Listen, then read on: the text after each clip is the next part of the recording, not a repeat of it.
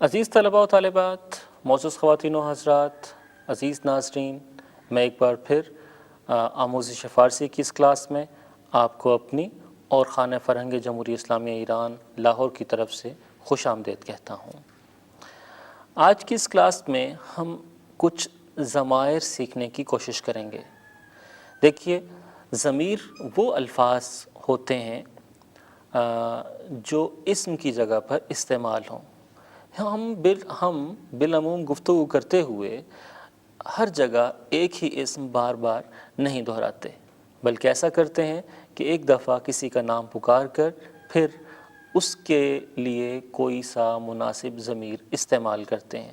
جیسے میں کہتا ہوں کہ احمد میرا دوست ہے، پھر میں کہتا ہوں کہ وہ بچپن سے میرے ساتھ ہے، ہم دونوں اکٹھے پڑھتے ہیں، ہم اکٹھے اسکول جاتے ہیں۔ تو آپ نے دیکھا کہ پہلے میں نے اپنے دوست کا نام لیا، پھر میں نے اس کے لیے وہ، اور پھر ہم دونوں کے لیے ہم کا لفظ استعمال کیا۔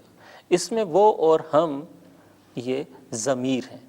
اسی طرح فارسی میں بھی ضمائر کا استعمال خاصا زیادہ ہے۔ اس کلاس میں ہم ضمیر شخصی کی بات کریں گے اور میں آپ کے لیے ان ضمائر کی وضاحت کرتا ہوں۔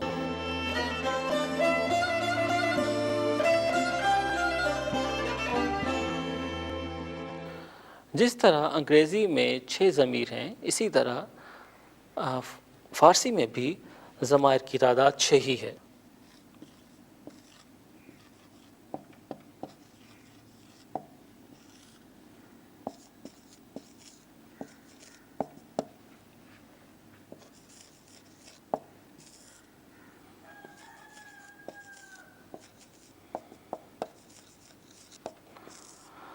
اگر آپ نے انگریزی کی گرامر پڑھی ہے تو آپ جانتے ہوں گے کہ وہاں پر ضمائر کو 3 حصوں میں تقسیم کرتے ہیں، یعنی فرسٹ پرسن، سیکنڈ پرسن اور تھرڈ پرسن۔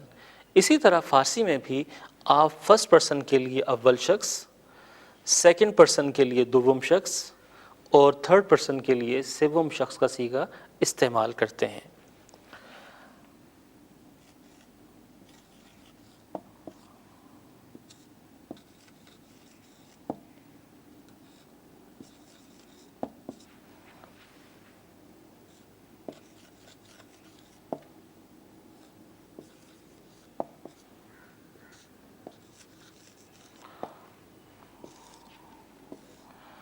آپ نے دیکھا کہ ہم نے اول شخص، دوم شخص اور سوم شخص تینوں کو 2 حصوں میں بانٹ دیا، یعنی مفرد اور جمع، واحد اور جمع۔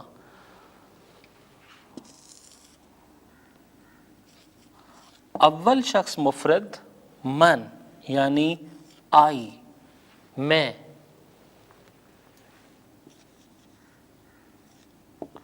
اول شخص جمع یا جمع کے لیے ہم ما استعمال کرتے ہیں، یعنی وہی، ہم۔ دوم شخص مفرد کے لیے تو،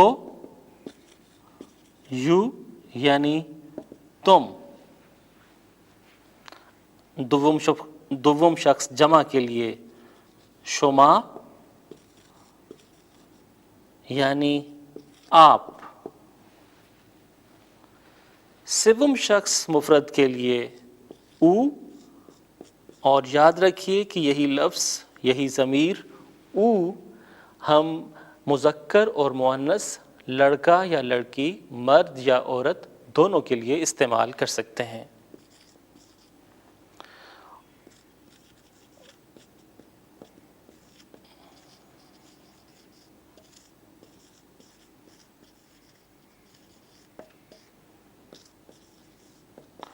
اور آپ نے دیکھا کہ سوم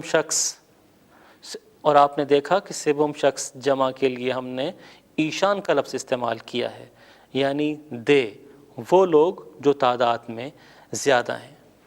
ہم انہیں ضمائر شخصی کا نام دیتے ہیں۔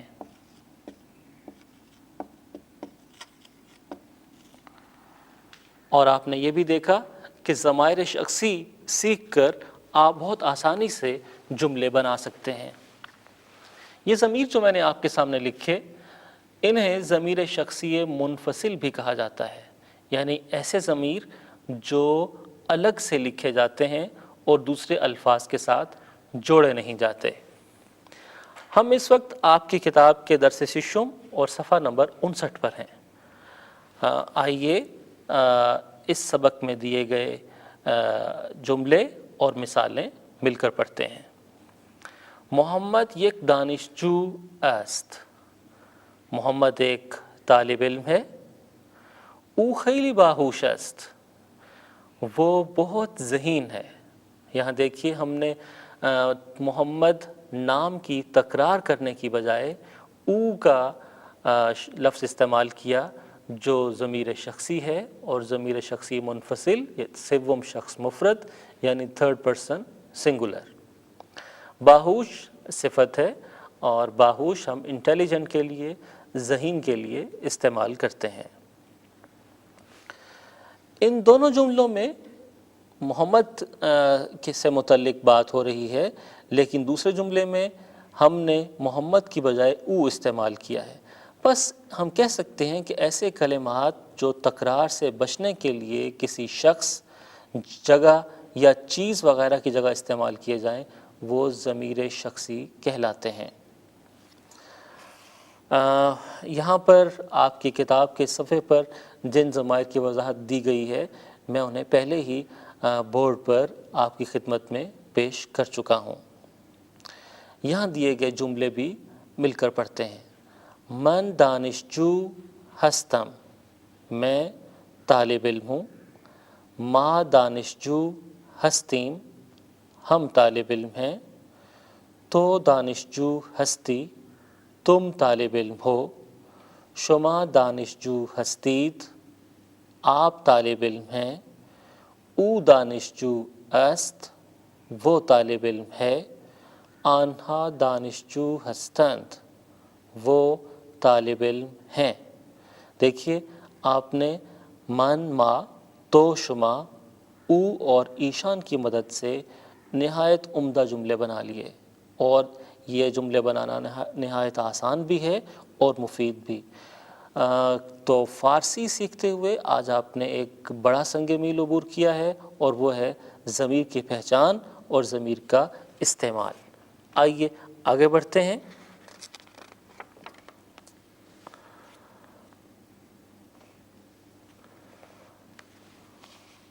یہاں پر کچھ مزید وضاحت کی گئی ہے کہ من، ما، تو، شما، او اور ایشان ضمائر شخصی فعل سے الگ استعمال ہوتے ہیں۔ میں پہلے ہی آپ کی خدمت میں عرض کر چکا ہوں کہ الگ استعمال ہونے کی بنا پر ہی انہیں ضمائر شخصی منفصل کہا جاتا ہے۔